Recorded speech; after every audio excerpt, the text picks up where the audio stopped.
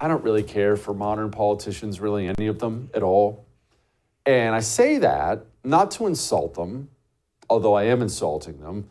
I say that because I look at the example George Washington set, and maybe it was too good of an example, but I just don't see any George Washingtons anymore. He was truly a unique human being. We have a great special on George Washington tonight, great guests, true experts on George Washington tonight. And obviously, Washington has a million quotes and things we could bring up. His quote about government is one of my favorites. It's one of my favorite George Washington quotes. Government is not reason. It is not eloquence. It is force. Like fire, it is a dangerous servant and a fearful master. Never for a moment should it be left to irresponsible action. How great is that? But he was so much more than that. He was a military man, a career military man.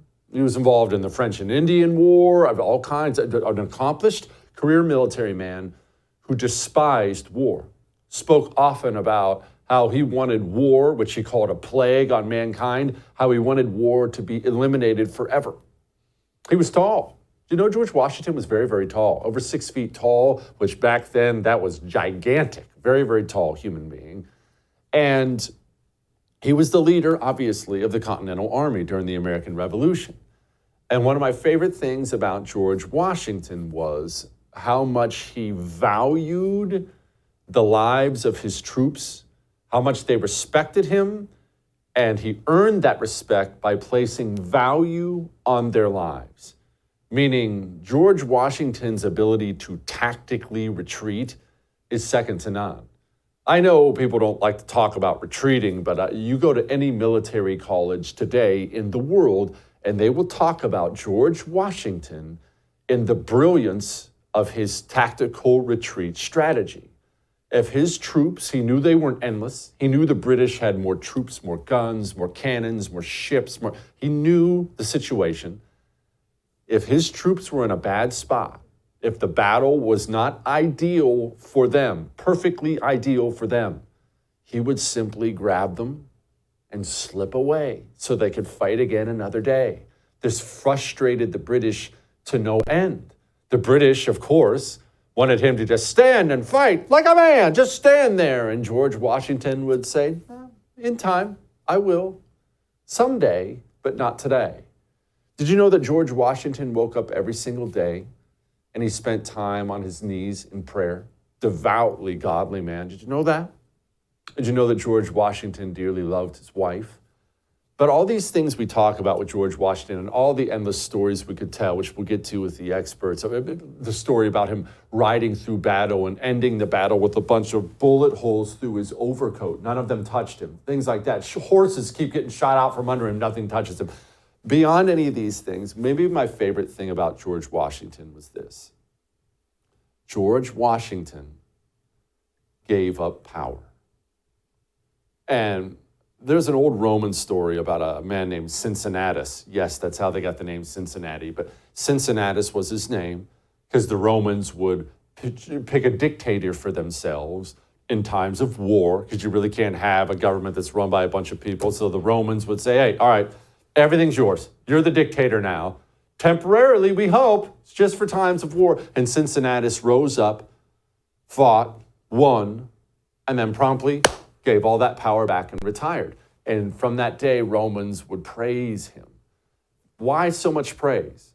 Hundreds of years later, they still praise Cincinnatus. Why so much praise? Because it is not human nature to willingly give up power. Even if you look at a story like that and you think to yourself, man, I would do the right thing. And I look at that same story and I tell myself that. I convince myself that, man, I would lay it all down and you can have all that power back. The truth is, when we get power, we like it.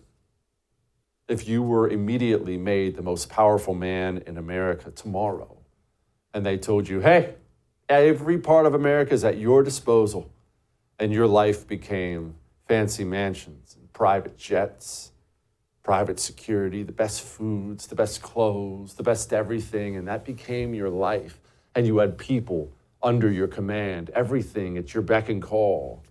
And then you were told, hey, you can give it up if you want. Do you think you'd be able to hand that back? Go back to the life you have now? Not insulting the life you have now, but look, I'll make it about me. Do you think I'd be able to just give all that up and just go back to Houston, hang out there for a while, eat at Red Lobster? I hope I would. I don't know that I would. George Washington was president for 2 terms. George Washington was a wildly popular human being in the United States of America. Virtually all the politicians back then, Thomas Jefferson and John Adams and all these different guys, they had so many enemies within the United States. Really, 2 political parties began to form really early on. And so a bunch of guys would hate Adams and a bunch of guys would hate Jefferson. And George Washington, the world was his. He was the guy who led America's revolution and then walked into office twice as president of the United States of America. So here's this man, this accomplished general, and then president of the United States of America twice, and he simply walks away and retires to his home and spoke often how he felt like that was simply the right thing to do. Could you do that? Could you go from all that glory on the battlefield, everybody saluting you? Yes, General Washington. Move right from there into being president. And they spoke often about how they knew they had something here in America. So you're the first president of this brand new country. And it looks like it's going to be prosperous and amazing. And it's all yours. And you're the general and you're the president. And you just say, hey, I'm retiring. I'm going to go hang out with my wife. Have a good one, everybody. Could you do it? George Washington did it. George Washington was not perfect. I need to clarify this. We like to talk about him in this way because he was the first, but he was a human being. You know, when I was a kid, we learned that he never told a lie. That's obviously not true. George Washington was a human being, but he was a great man, a truly great man. And when you dig into his history, read some books about George Washington, he just was so humble. For a man of that kind of accomplishment, to be that humble about who he was, that humble about his role in the world, it's remarkable. It's really remarkable. One of my favorite ones, I'll leave you with this and then we're moving on because we want to get to the experts and things like that, was you've seen the movie The Patriot? You remember the bad guy in The Patriot? The one who was burning down civilian homes and killing women and kids and things like that.